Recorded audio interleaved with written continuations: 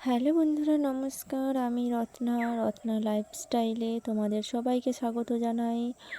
দেখো আজ আমাদের কিভাবে দিন কাটছে বা আমাদের কিভাবে সংসার চলে তোমরা সেভাবে দেখতে পাচ্ছ।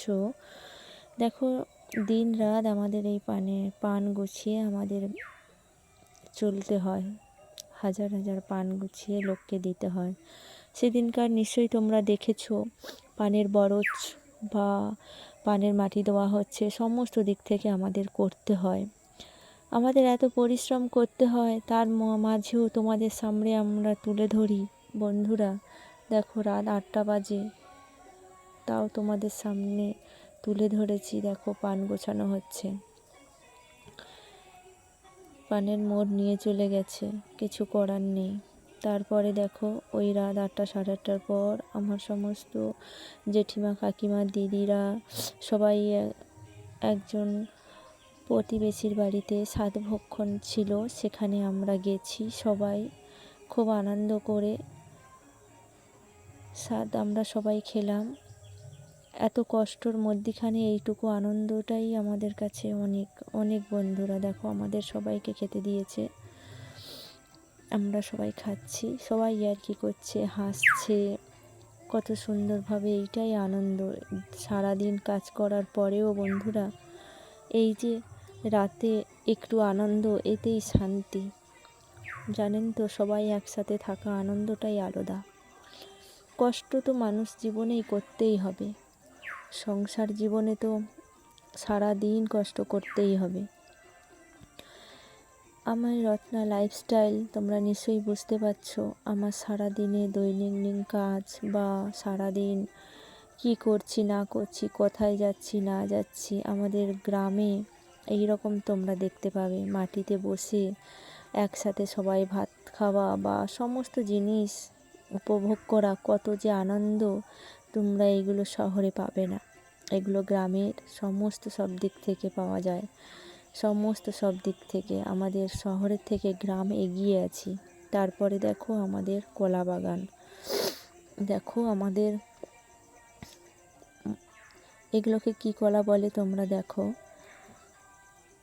এগুলোকে বলে সিঙ্গাপুরি কলা। লাইন ধরে গাছ বসানো আছে, প্রত্যেকটা কলা কাঁদি হয়েছে। বন্ধুরা দেখো, একটা কলা পাখি খেয়ে নিয়েছে, আর কলা অনেকটাই পক্ত হয়ে গেছে, যার জন্য আমাদের কাটতে বলছে, কলা কাঁদিটাকে কাটতে বলছে, আর আমাদের খেতেও বলছে। দেখো, গ্রামের বলেছি না, গ্রামের মতন শহরে এই রকম দৃশ্য বা এরকম প্রকৃতির সৌন্দর্য তোমরা কেউ পাবে না। নিশ্চয়ই তোমরা বুঝতে পারছো। দেখো কত সুন্দরভাবে কলা কাঁদিগুলো সাজানো হয়েছে। আমি কাটবো বলে এসেছি।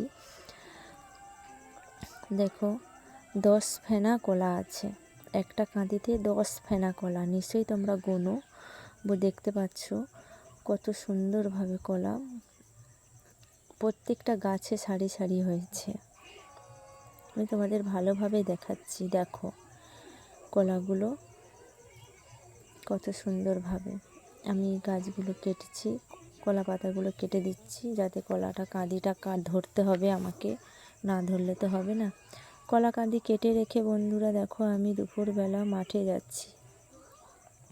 আমাদের একের পর এক কাজ তো করে যেতেই হবে। আমাদের গ্রামের গৃহবধূদের সমস্ত দিক থেকে কাজকর্ম করতে হবে, একের পর এক কাজ করতেই হবে। দেখো, দুপুরবেলা মাঠে ছাগল বাঁধা আছে, ওখানে যাচ্ছি।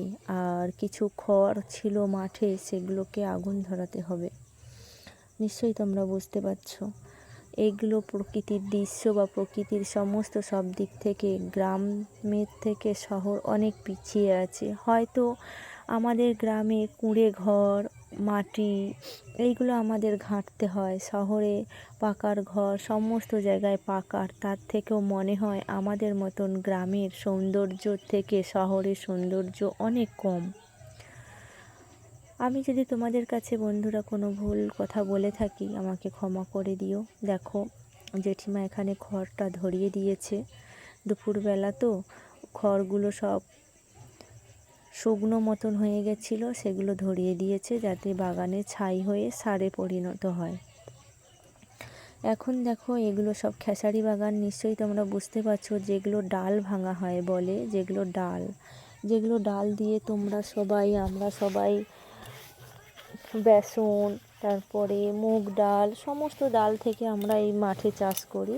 এটা হচ্ছে কি আমরা বলি খেসারি ডাল, তোমরা কি বলো আমি জানি না, তোমরা যা বলো আমাকে কমেন্ট করে জানিও। দেখো এই যে ছাগল